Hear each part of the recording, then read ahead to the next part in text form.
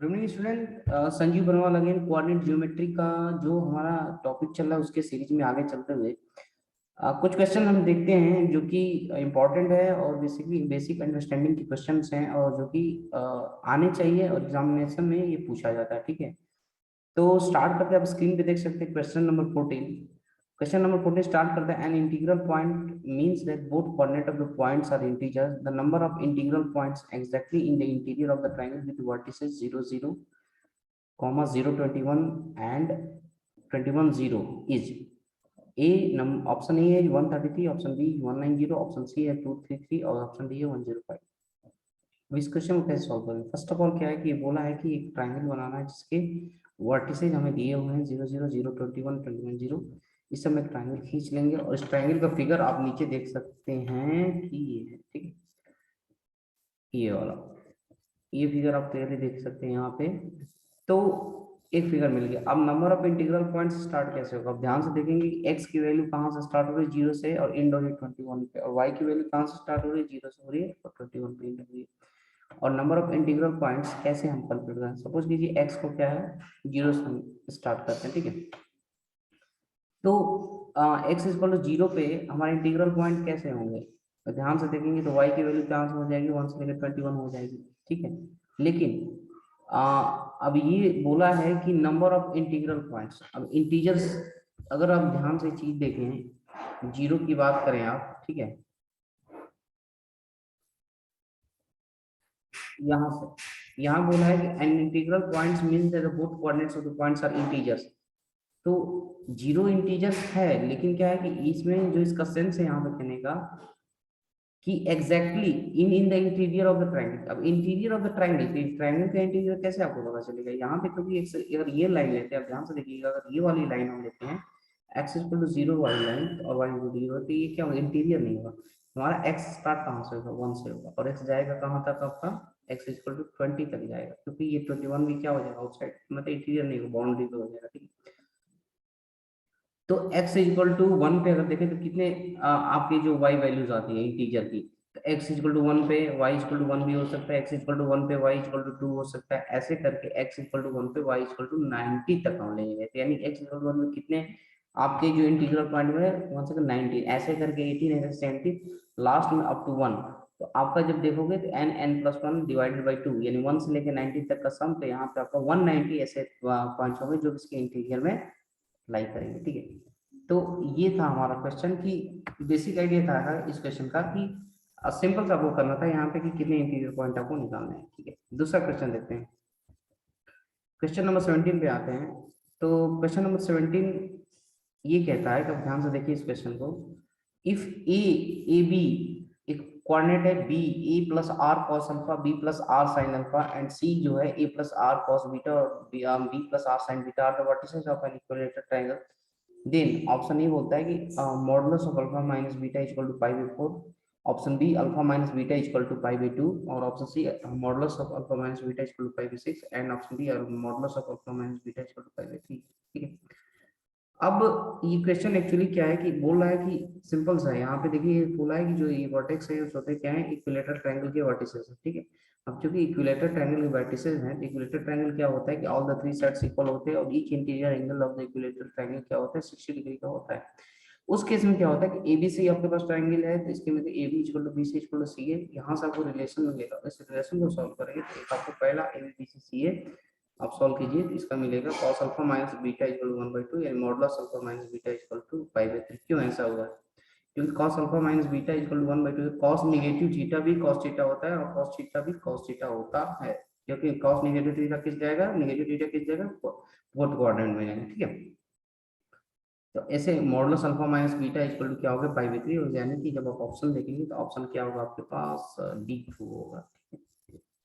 अब हमारे पास एक और क्वेश्चन नंबर 18 है, अगर सामने आप स्क्रीन पे देख सकते हैं इसको इजीली।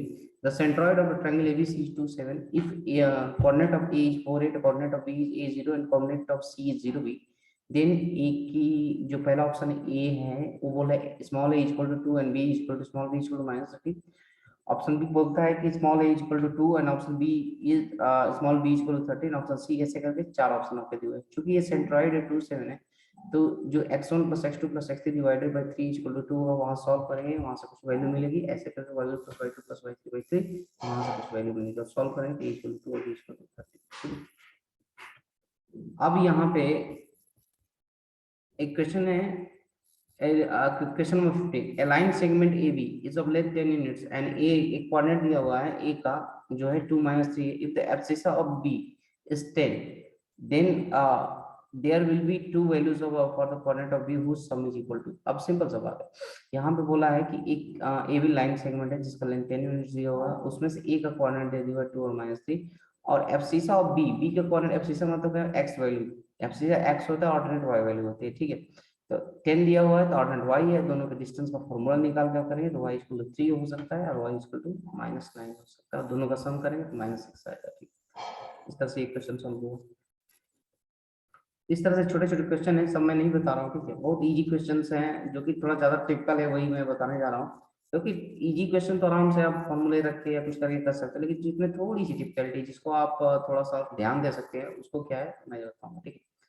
अब यहाँ पे जैसे क्वेश्चन नंबर 21 है, आप ध्यान से पढ़िएगा, if the points x 2 - 2x और दूसरा है कोऑर्डिनेट 1 - x 2x, तीसरा है -4 - x और इन and 6 - 2x are collinear. Again वही बात आ गई कोलिनियर कि इसमें क्या होता है, इनके द्वारा जो एरिया फॉर्म होगा उसको क्या करेंगे हम 0 कर देंगे, ठीक है, और 0 करके वहां से x की वैल्यू मिल जाएगी आपको, ठीक है, जहाँ पे x इक्वल टू 1/2 और -1 है, ठीक है। तो ये क्या है आपका, ठीक है। तो जैसे हमने क्या किया, अब ये सॉल्यूशन आपको मिल गया, x इक्वल टू 1/2 पे इसने क्या किया, लास्ट पॉइंट निकाल के आपको दिखला दिया है, ठीक है। तो अब जितने भी क्वेश्चंस ऐसे होंगे यहाँ पे आप एक चीज ध्यान दे सकते हैं कि कभी भी जब भी क्वेश्चन को सॉल्व करते हैं तो क्वेश्चन ही नहीं कि क्वेश्चन सॉल्व हो जाए हमने बहुत बड़ा काम कर दिया, इसमें क्या होता है आपको क्वेश्चन को समझना है, समझ लो क्वेश्चन चाहता क्या क्या पूछना चाहता है, अगर उसको उस वे में आप अगर आप उसको सॉल्व करेंगे तो आपके क्वेश्चन ऑटोमेटिकली आपके पेन पेन चलेगा आपके पेपर पे और आपका क्वेश्चन क्या हो जाएगा, सॉल्व हो जाएगा, ठीक है। तो कोई दिक्कत नहीं होती है, और क्योंकि क्या है कि जब भी हम कोई सॉल्व करते हैं तो चीजों को हमें समझना नहीं चाहिए। यहाँ पे जैसे क्या है कि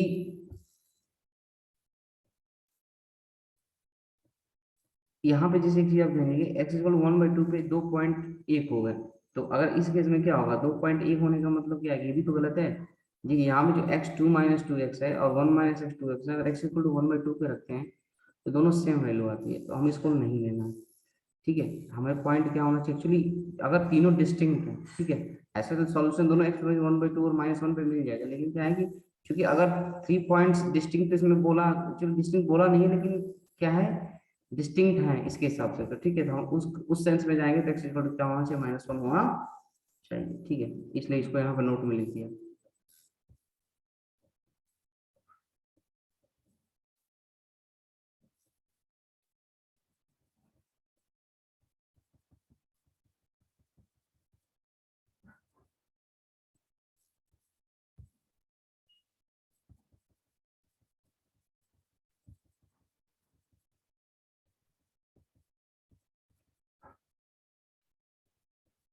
एक क्वेश्चन नंबर 23 है, ठीक है।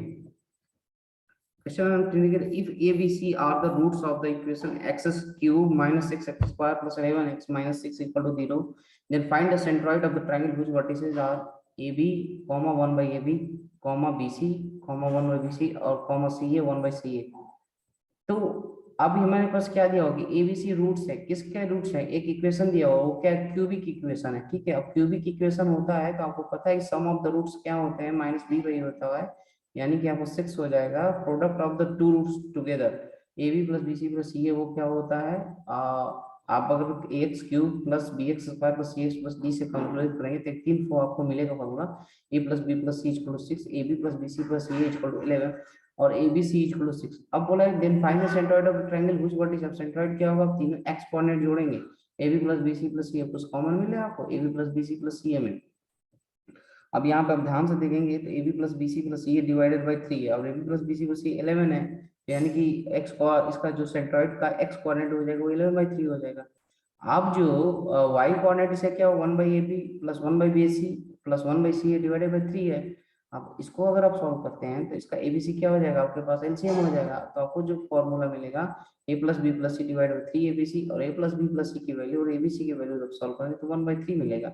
यानी कि जो इसका सेंट्रॉइड होगा वो 11/3 और 1/3। अब इस क्वेश्चन से हमें क्या सीख मिली, इस क्वेश्चन से सीख हमें ये मिला कि एक रूट्स दे दिया, बोल दिया कि और उसका एक सिचुएशन क्रिएट कर दिया ए बी बी सी के फॉर्म में, और पता लग गया हमें कि उनमें जो क्या रिलेशन है उस रिलेशन रूट्स में निकाला, और सेंट्रॉइड में भी एक रिलेशन मिला। उन दोनों रिलेशन का यूज करके हमने इसका सेंट्रॉइड निकाल लिया, यानी कि एक्स कोऑर्डिनेट और वाई कोऑर्डिनेट सेंट्रॉइड का निकाल लिया। तो बहुत कठिन नहीं है क्वेश्चन, क्वेश्चन बहुत इजी है, लेकिन आपको क्या रिलेशन अच्छी तरह से यूज करना आना चाहिए।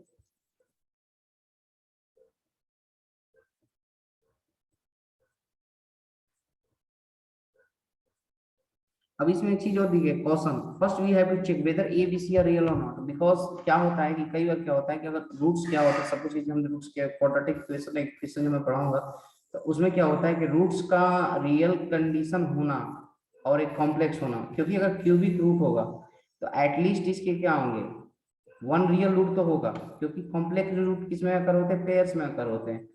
तो अगर कॉम्प्लेक्स रूट भी होगा तो पेयर में एक रियल रूट होना चाहिए, तो वो तो ठीक है। लेकिन कई बार क्या होता है कि अगर एबीसी रियल नहीं है तो फिर हमको उसका सेंट्रॉइड कैसे रियल मिलेगा, समझ में आ रहा है, क्योंकि एबीसी का रूट्स है उसके, उसी के फॉर्म में हमारा सेंट्रॉइड मिला है। इसलिए हमें क्या है कि हमें पता होना चाहिए कि रूट्स क्या है उसके, एबीसी क्या है, रियल है कि नहीं है। क्योंकि इस केस में क्या है कि इसके रियल है, आप निकालेंगे एबीसी की वैल्यू तो 1, 2 और 3 आएगी, ठीक है। अब हमारे पास एक क्वेश्चन नंबर 22 अब यहाँ पे देख सकते हैं। So that the area of the triangle whose vertices are a m1 m2 comma a m1 plus m2 comma a m2 m3 comma a m2 plus m3 and a m3 m1 a m3 plus m1 each। अब यहाँ पे क्या है कि इसकी area निकालिए, फिर बात हमारी वहीं पे आ जाती है। अगर आप उसको उस वे में यूज करेंगे, डिटरमिनेंट वाला जो एक फॉर्मूला हमने निकाला था कि half determinant x1 y1 1 x2 y2 1 x3 y2, उसको यूज कर लीजिए। या एक और फॉर्मूला एरिया का half x1 bracket y2 minus y3 plus x2 y3 minus y1 plus x1 bracket में x3 y1 माइनस y2, ठीक है, सॉरी x3 ब्रैकेट में y1 माइनस y2। तो इसमें क्या है कि आप अगर इसको यूज करके तो इसका आराम से इसका फॉर्मूला आपको निकल जाएगा, ठीक है। बाकी रो का आप शिफ्टिंग मतलब कि जो मैट्रिक्स में क्या करते हैं हम C2 minus C1 C3 minus C1 simplify करके इसको सॉल्व कर लेंगे, ठीक है।